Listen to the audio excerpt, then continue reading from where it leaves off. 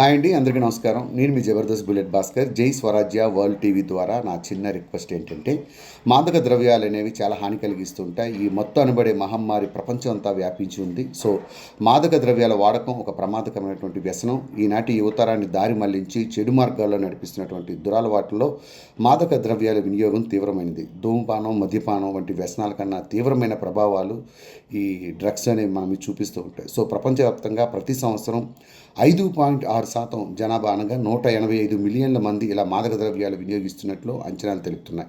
Drugs వాడకం అనేది మానవాళికి, ప్రత్యేకంగా యువతకి చాలా ప్రమాదకరం. దయచేసి జై స్వరాజ్య వరల్డ్ టీవీ ద్వారా నా చిన్న విన్నపం ఏంటంటే, యువకులు డ్రగ్స్ మహమ్మారికి దూరంగా ఉండాలని, అలానే తోటి యువతకి డ్రగ్స్ వల్ల కలిగే తీవ్ర పరిణామాలను చెప్పే ప్రయత్నం చేస్తూ పరివర్తన చేసే విషయంలో నేటి యువత ముందుండాలని మనస్ఫూర్తిగా కోరుకుంటున్నాను.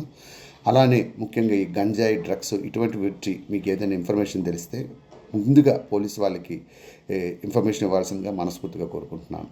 సో డ్రగ్స్ ఫ్రీగా హైదరాబాద్ని, మన తెలంగాణని తీర్చిదిద్దుకుందాం. Thank you.